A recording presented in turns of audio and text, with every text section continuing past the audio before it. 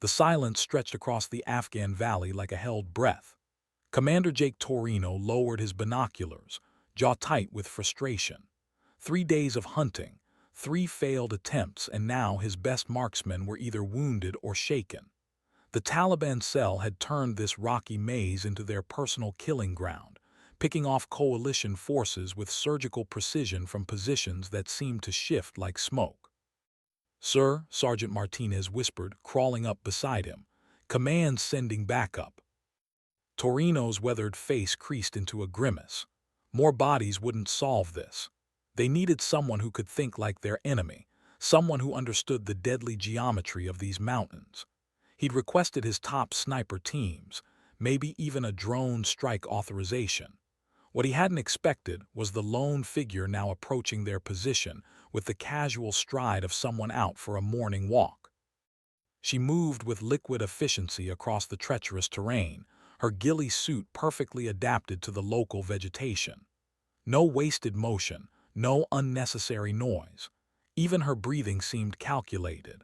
But what struck Torino most was her size, barely 5'6", maybe 140 pounds soaking wet. This was Command's answer to his crisis. "You've got to be kidding me," muttered Corporal Davis, voicing what every man in the squad was thinking. The woman reached their position and dropped into a crouch beside Torino. Her eyes, pale green like winter ice, swept across the valley with mechanical precision. She didn't introduce herself, didn't acknowledge the skeptical stares. Instead, she pulled out a tablet and began marking positions with the focused intensity of a surgeon planning an operation. "Raven," she said finally, her voice barely above a whisper. It wasn't a greeting, it was her call sign. Torino studied her profile. Something about her stillness unnerved him. In 20 years of combat, he'd learned to read soldiers. Some were natural warriors, others were manufactured by training and circumstance. But this woman existed in a category he'd never encountered. She was weapon and wielder combined, as if the rifle slung across her back was simply an extension of her will. The Taliban had killed 7 of his men in the past 72 hours. 7 good soldiers who died because his team couldn't match the enemy's precision. Now Command had sent him a woman who looked like she belonged behind a desk rather than behind enemy lines. But as Raven continued her silent assessment, Torino noticed something that made his skepticism waver. She wasn't studying the obvious sniper nests or the well-traveled paths. Instead, her attention focused on details his experienced eye had missed. The way shadows fell at different times of day, the subtle wind patterns indicated by dust movement, the psychological territory markers that revealed how their enemy thought. Maybe Command knew something he didn't. The first test came within an hour of Raven's arrival. The Taliban sniper who'd been terrorizing them for 3 days made his presence known with a shot that exploded rock inches from Sergeant Martinez's head. The squad instinctively scattered, diving for whatever cover the sparse landscape offered. Torino watched Raven's reaction through his peripheral vision. While his men scrambled, she remained absolutely motionless, her head tilted at a slight angle like a cat detecting prey. She didn't flinch at the gunshot's echo or the spray of stone fragments. Instead, she seemed to absorb the sound, processing its acoustic signature with computer-like precision. "Contact 2 o'clock, approximately 800 meters, Davis radioed, his voice tight with adrenaline. "Negative," Raven said quietly. Her voice carried despite its low volume, cutting through the chatter with absolute authority. "The shot came from 11 o'clock, 1,050 meters, elevation advantage 37 feet. Torino felt his eyebrows rise. His men had been hunting this ghost for 3 days, and she'd triangulated his position from a single shot. But proof would come in performance, not theory. The Taliban sniper fired again, this time targeting Corporal Davis as he attempted to reach better cover. The bullet sparked off metal, sending the young soldier diving face-first into the dirt. Raven's head moved fractionally, like a seismograph registering an earthquake. "Confirmed," she whispered. Ridge line, behind the fallen boulder cluster. He's using a Dragunov, probably Syrian modification based on the muzzle report. Right-handed shooter, slightly elevated heart rate judging by shot timing. She began moving before anyone could respond, flowing across the rocky ground with predatory grace. Her ghillie suit made her nearly invisible even to Torino's trained eye. One moment she was beside him, the next she'd melted into the landscape like morning fog. The SEAL commander felt something he rarely experienced, genuine uncertainty. Every instinct told him this situation required overwhelming firepower, coordinated suppression, maybe even close air support. But watching Raven disappear into terrain that had claimed 7 of his men, he wondered if perhaps the solution wasn't more violence, but better violence. His radio crackled. Raven in position, came her whisper, beginning hunt.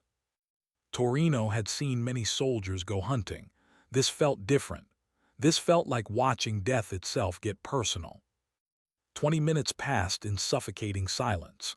The Taliban sniper had gone quiet, possibly relocating or simply waiting for his next opportunity.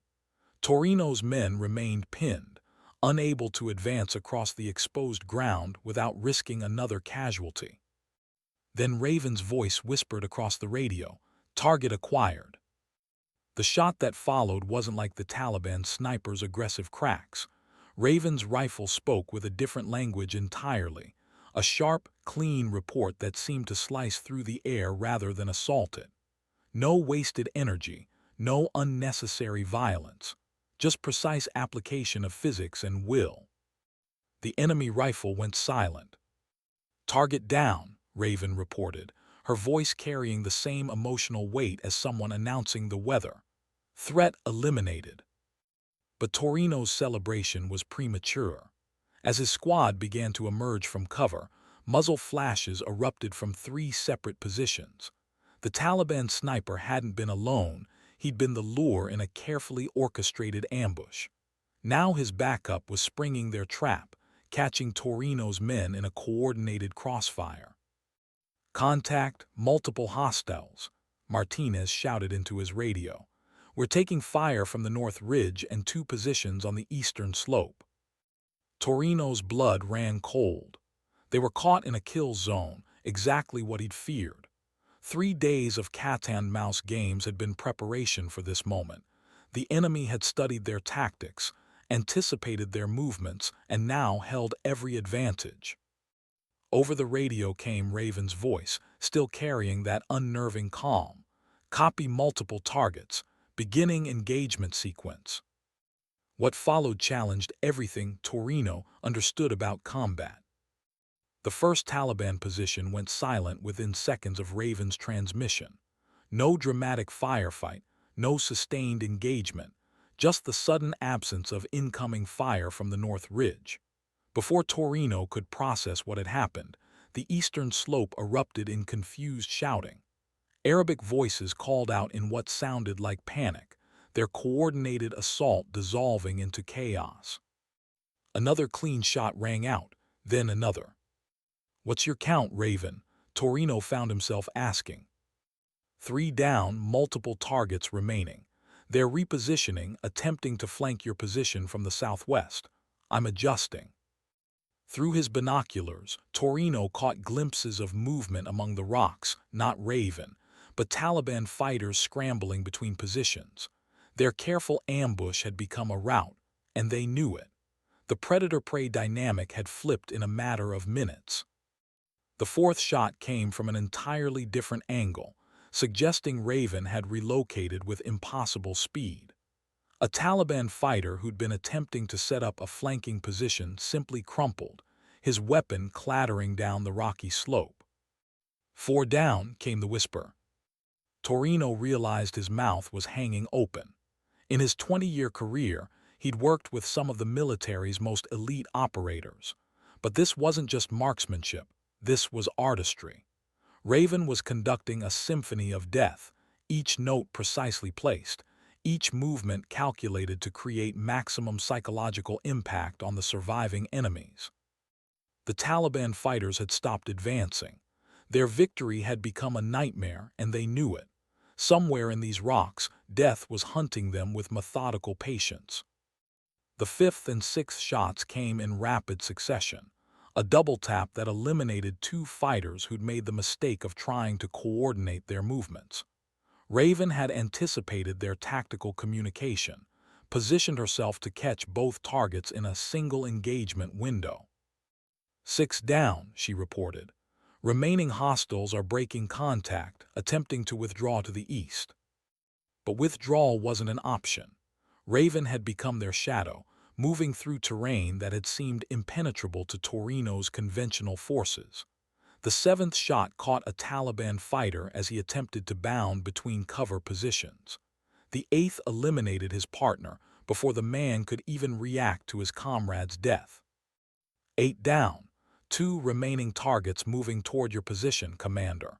They're attempting to use your squad as human shields." Torino felt ice in his veins. The surviving Taliban fighters were making a desperation play, trying to get close enough to his men to prevent Raven from engaging. It was a smart tactic. Most snipers would hesitate to take shots with friendly forces in the equation. But as he watched through his binoculars, Torino saw something that would haunt his dreams in the best possible way. The two remaining Taliban fighters were indeed approaching his position, using the rocky terrain to mask their advance. They moved with the confidence of men who believed they'd found salvation in proximity to their enemies. The ninth shot took the lead fighter in the head just as he crested a ridge 40 meters from Sergeant Martinez's position. The angle was impossible. Raven had somehow positioned herself to thread the needle between friendly and enemy positions with mathematical precision. The final Taliban fighter panicked, breaking cover in a desperate attempt to reach the Americans. It was exactly what Raven had anticipated. The 10th shot ended his sprint before he'd covered 10 meters.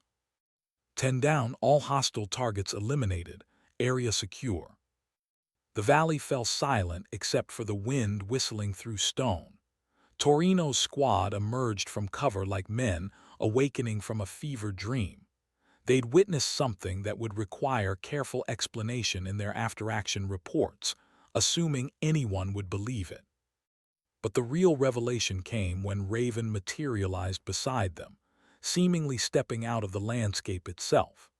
She moved with the same casual efficiency she displayed upon arrival, as if the past hour had been a routine training exercise rather than a masterclass in combat precision. 10 targets, Torino said, his voice hoarse with disbelief. 10 targets in. He checked his watch. 47 minutes. Raven nodded, already breaking down her rifle with practiced motions. The final two took longer than optimal. They showed better tactical awareness than their associates.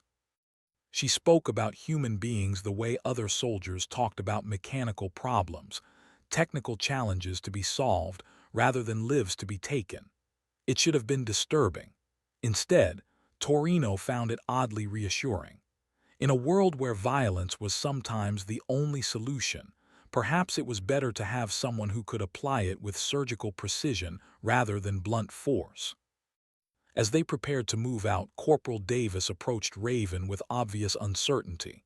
"Ma'am, can I ask? How did you know? I mean, how did you read them so fast?" Raven paused in her equipment check, considering the question with the same intensity she'd applied to hunting. "Every shooter has a signature," she said finally. "The way they breathe, how they compensate for wind, their preferred engagement distances. You learn to read these things like fingerprints." She shouldered her pack and looked directly at Davis. "The enemy spent 3 days studying you. I spent 3 minutes studying them. The difference is that I was better at it."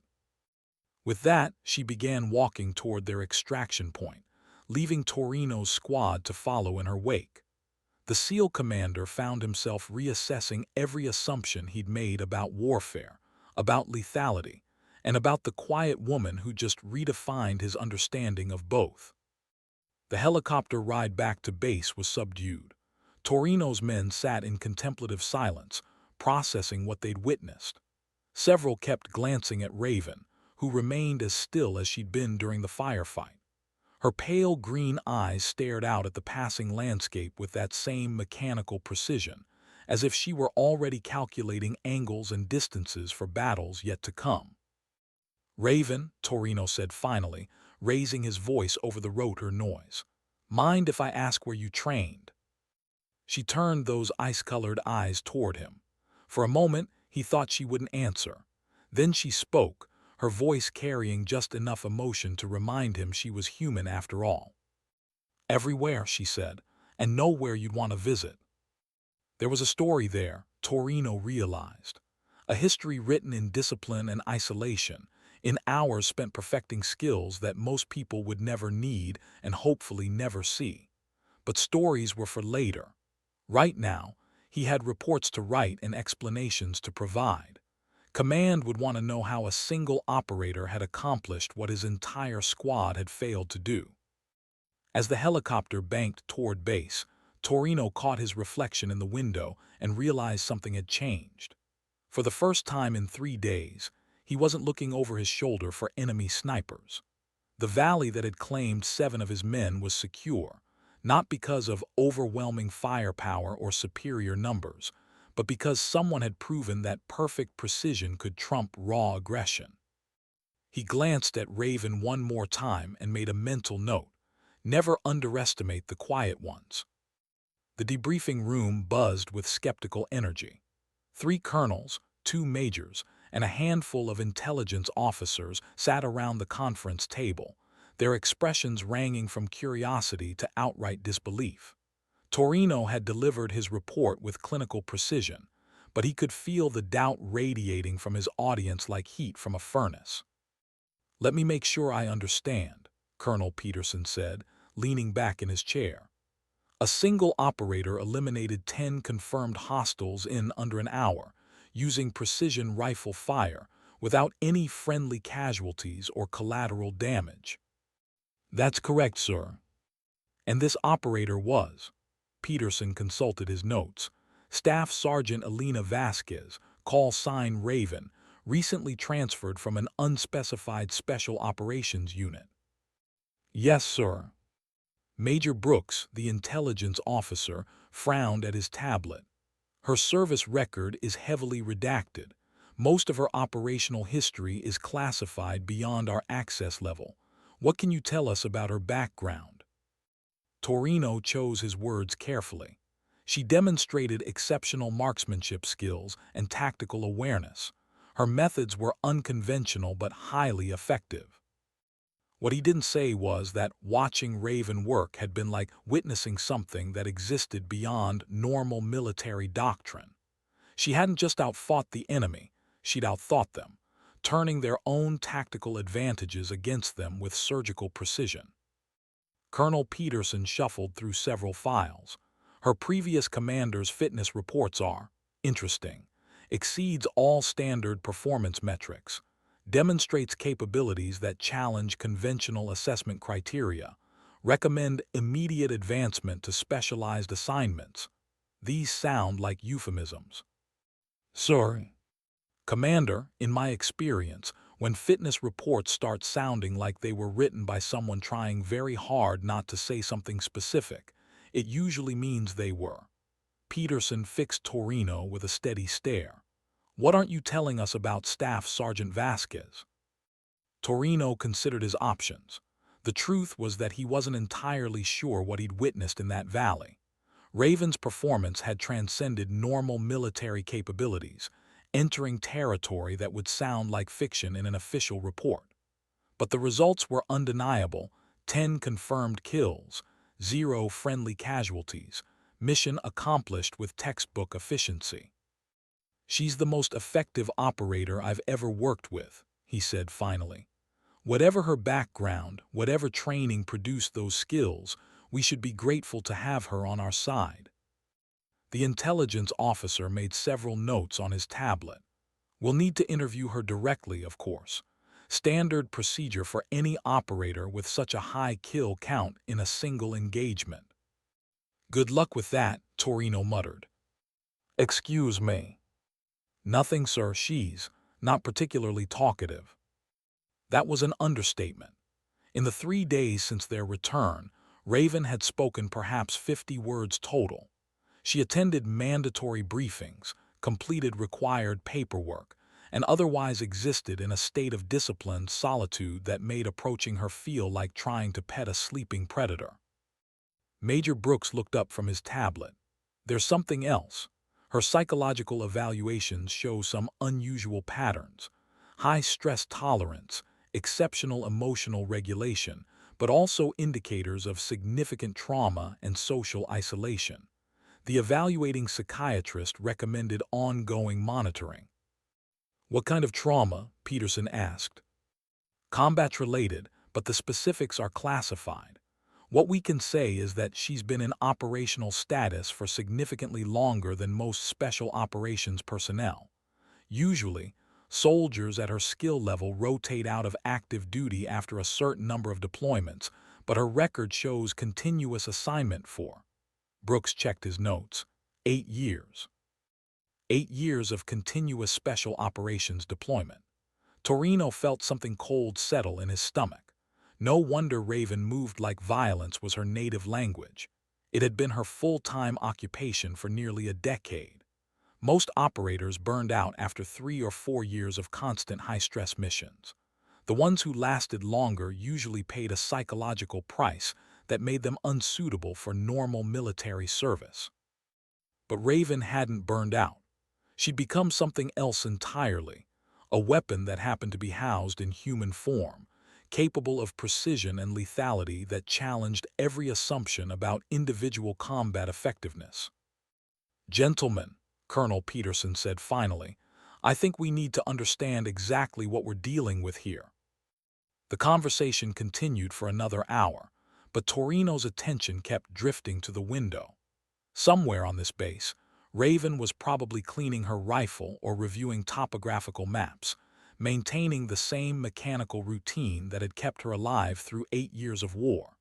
She was a ghost in military clothing, a person who traded normal human experience for capabilities that existed at the very edge of what was possible.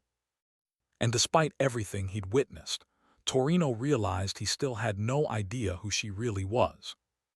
Finding Raven proved more challenging than Torino had anticipated. She wasn't in her assigned quarters, the mess hall, the armory, or any of the common areas where soldiers typically spent their downtime.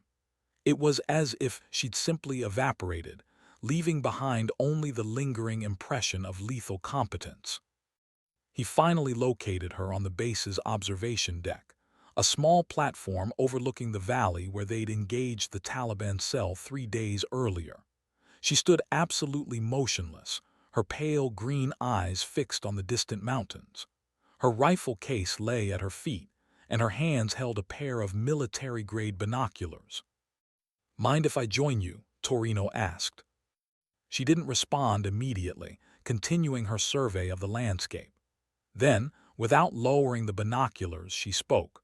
"Thermal signatures indicate 12 to 15 individuals moving through grid square 742, approximately 6 kilometers northeast."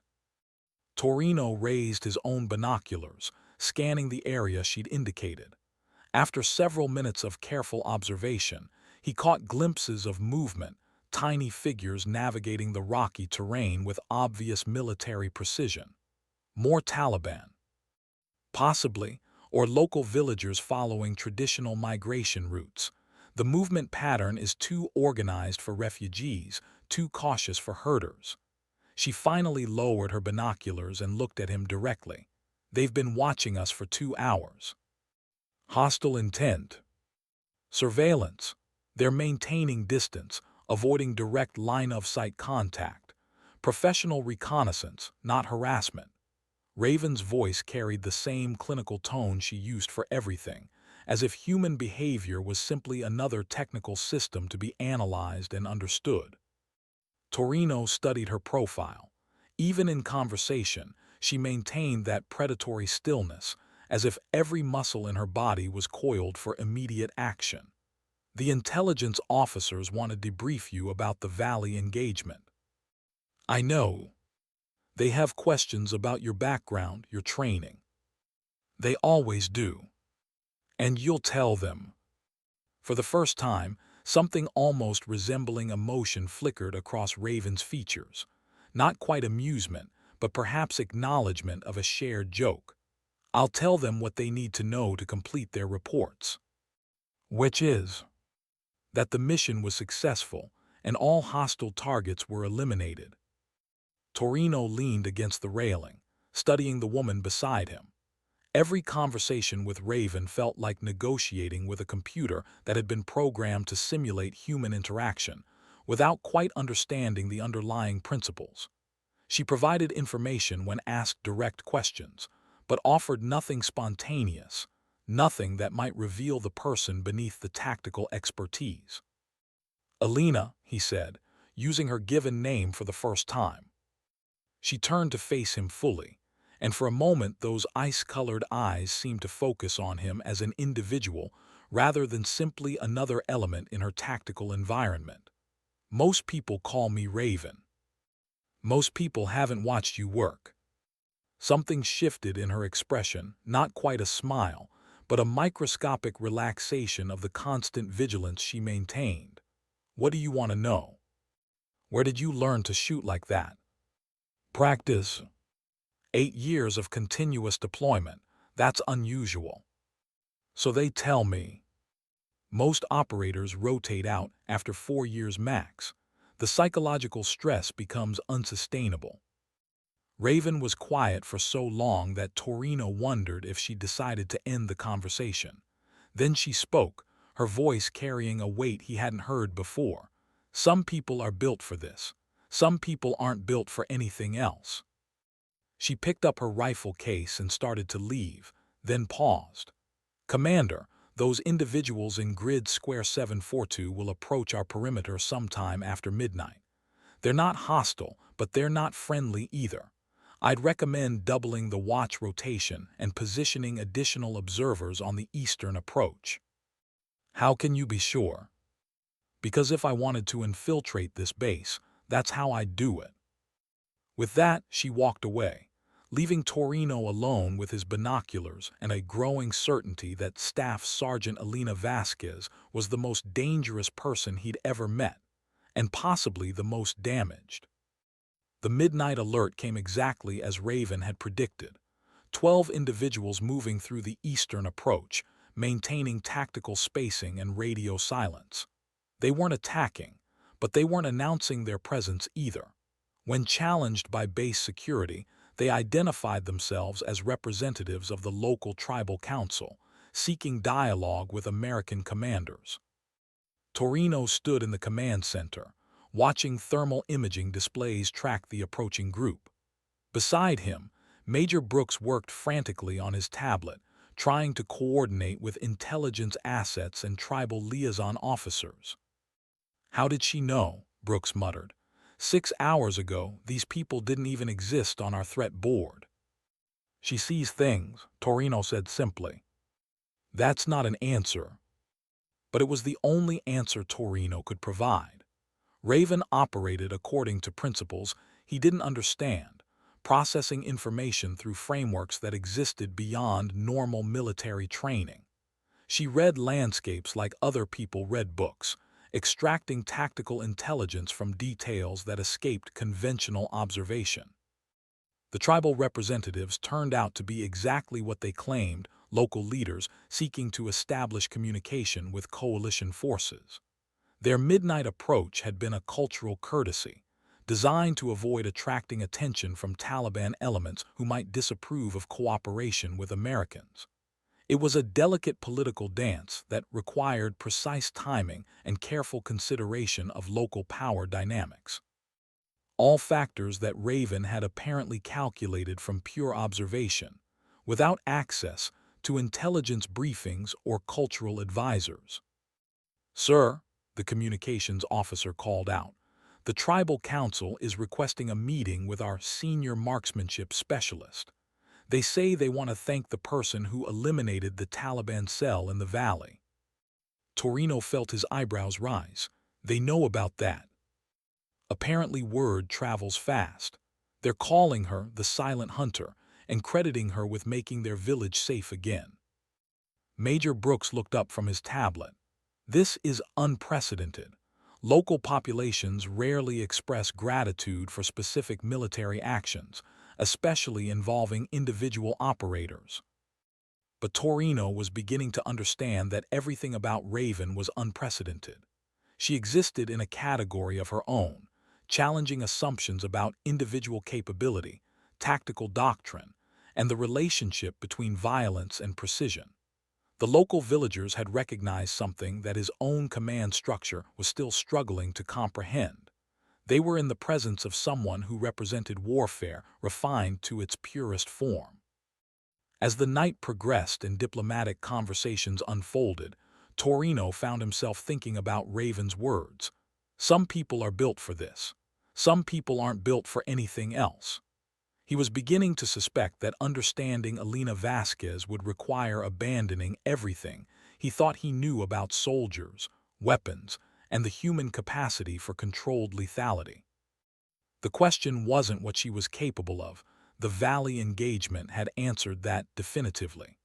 The question was what 8 years of continuous combat had cost her, and whether the person who emerged from that crucible could ever exist outside the world that had created her. Dawn found Raven in the same position on the observation deck, as if she'd never left. Her binoculars swept across the valley in methodical patterns, cataloging every shadow, every potential position, every route that might conceal approaching threats. She moved with the precision of radar, missing nothing, forgetting nothing. Torino approached with 2 cups of coffee, offering one to her. She accepted it without taking her eyes off the landscape, a small gesture that somehow felt like a significant breakthrough in their ongoing conversation. "The tribal council wants to meet you," he said. "I know. They're calling you the Silent Hunter. Better than most names I've been called." Torino settled beside her against the railing, matching her vigil over the valley. In daylight, the terrain looked peaceful, almost pastoral. It was hard to believe that just days ago, this same landscape had been a killing field where 7 good soldiers had died before Raven arrived to restore balance. "Can I ask you something personal?" "You can ask. Do you ever think about what comes after this, after the military?" Raven was quiet for so long that Torino wondered if he'd crossed some invisible boundary. Then she spoke, her voice carrying a note of something that might have been vulnerability. "After assumes, there's something else I'm qualified to do." "There's always something else." "Is there?" She finally lowered her binoculars and looked at him directly. 8 years ago, I could have been anything: teacher, engineer, doctor, mother. But each mission, each deployment, each target eliminated, it changes you, shapes you, until one day you realize that the person who could have been those other things doesn't exist anymore. For the first time since meeting her, Torino heard genuine human emotion in Raven's voice. Not the clinical detachment of a tactical assessment or the mechanical precision of a mission report, but something rawer, more honest. "I know the exact moment it happened," she continued. "Operation Crimson Tide, Afghanistan, 3 years ago. I was tasked with eliminating a high-value target who was using a school as his command center. Clean shot, perfect conditions, textbook engagement. But as I was preparing to fire, a child walked into my sight picture." She paused, her pale green eyes focusing on something beyond the physical landscape. Most snipers would have waited, found another angle, maybe called for extraction. But I realized that waiting wasn't an option, not for the mission, not for the children being used as human shields, not for the soldiers who were counting on me to complete the objective. "What did you do?" "I took the shot, threading the needle between a 7-year-old girl and a terrorist leader, margin of error less than 2 inches, wind conditions variable, stress level maximum." Her voice became even quieter. "The shot was perfect. Mission successful, no collateral damage, children safe, bad guy eliminated." "That sounds like exactly the right choice." It was, but making that choice, having the capability to make that choice, being the kind of person who doesn't hesitate to make that choice, it changes something fundamental about who you are. She picked up her binoculars again, returning to her surveillance routine. After that day, I stopped thinking about what I might do after the military, because there is no after. There's only the next mission, the next target, the next impossible shot that someone needs to make. Torino felt something heavy settle in his chest. Raven wasn't just a highly trained operator. She was someone who'd sacrificed her humanity on the altar of tactical necessity, becoming something more and less than human in the process. The precision that made her so effective had come at the cost of everything else she might have been. "Elena," he said softly. "Raven," she corrected. Elena Vasquez was the person who enlisted 8 years ago. She wanted to serve her country, protect people, make a difference. She had dreams and hopes and normal human attachments. She adjusted her binoculars fractionally. Raven is who emerged from the crucible of continuous combat deployment. Raven is what you create when you take a person and refine them down to their most lethal essential elements. And which one are you? For the first time in their conversation, Raven actually smiled, a small, sad expression that humanized her features in a way that was almost startling. "I honestly don't remember anymore." The conversation was interrupted by Sergeant Martinez's arrival. "Ma'am, Commander, the Tribal Council representatives are ready for the meeting." As they prepared to leave, Torino noticed that Raven's transformation back into tactical mode was instantaneous and complete. The vulnerable human who just shared pieces of her soul disappeared, replaced by the mechanical precision of a living weapon. It was like watching someone put on armor that had become so familiar it was indistinguishable from skin. Walking toward the meeting, Torino realized that understanding Raven required accepting a fundamental truth. She was simultaneously the military's greatest success story and its most tragic casualty. She'd become exactly what her country needed her to become, but the price had been nothing less than her entire identity as a regular human being. The question now was whether that transformation was reversible, or if Raven had traveled so far into the realm of controlled lethality that finding her way back to normal human experience was no longer possible. The meeting with the tribal council took place in a conference room that had been hastily arranged with local customs in mind. Carpets covered the floor, traditional tea service occupied a central table, and the lighting had been adjusted to create an atmosphere of respectful formality. 5 elderly men sat cross-legged, their weathered faces carrying the gravity of people who'd survived decades of conflict in one of the world's most dangerous regions. Raven entered the room last, and Torino watched the tribal elders' reaction with fascination.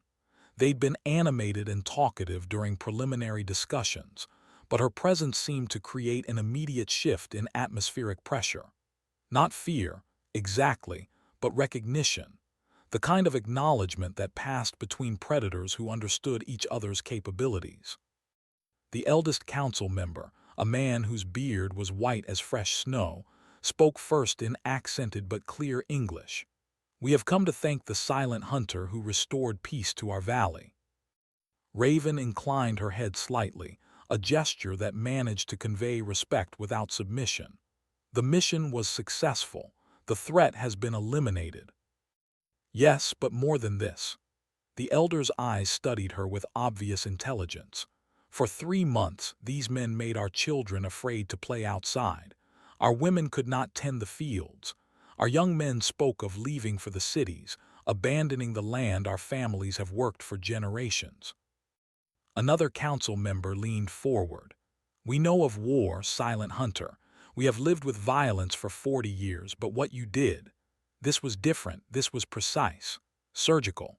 No innocent people harmed, no homes destroyed, no families displaced.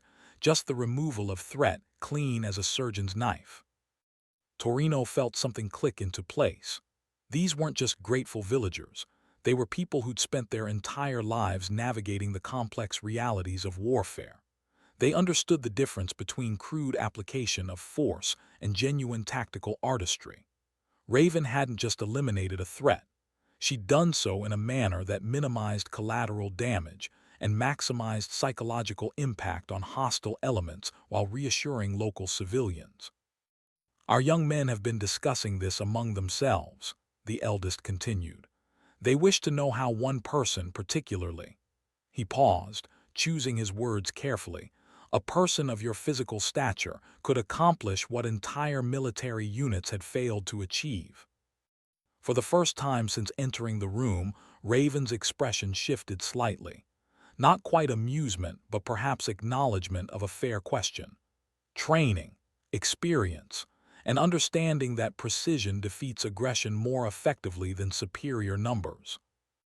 This is wisdom, the elder agreed. But there is something more, something our village shaman observed when he felt the spiritual disturbance of combat resolution. The old man's eyes grew more intense. He says you carry the burden of many battles, many difficult choices. He says this burden has made you strong, but also, he searched for the right word, isolated from normal human joy. Torino felt the temperature in the room drop several degrees. These people had somehow perceived the same thing he'd begun to understand about Raven, that her effectiveness had come at a profound personal cost. Raven was quiet for nearly a full minute before responding. When she spoke, her voice carried that clinical detachment, but underneath it Torino detected something rawer. Effective soldiers often make sacrifices that others don't have to make. Yes, the elder said gently, and sometimes these sacrifices are not honored properly by the people who benefit from them. He gestured to his fellow council members. We wanted you to know that your sacrifice is seen, is understood, is respected by people who know the true price of peace. The room fell silent. Torino watched Raven's face for any reaction, but she'd retreated behind that mask of tactical composure. However, he noticed that her hands, which normally rested with perfect stillness, showed the slightest tremor, so faint that anyone without extensive combat experience would have missed it entirely. Thank you, she said finally. The elder smiled, an expression that transformed his weathered features. There is one more thing. Our children have prepared something for the silent hunter, a gift in the tradition of our people. He gestured toward the door, and a young girl, perhaps 8 years old, entered carrying a small carved wooden figure. She approached Raven with the fearless curiosity of childhood, looking up at the legendary sniper with bright, unafraid eyes. This is for you, the child said in careful English, holding out the carving. My grandfather made it. It's an eagle because eagles see everything and protect their territory like you protected ours. Raven accepted the gift with hands that had steadied for precision shots at impossible distances, but now shook slightly as they cradled a child's offering. For just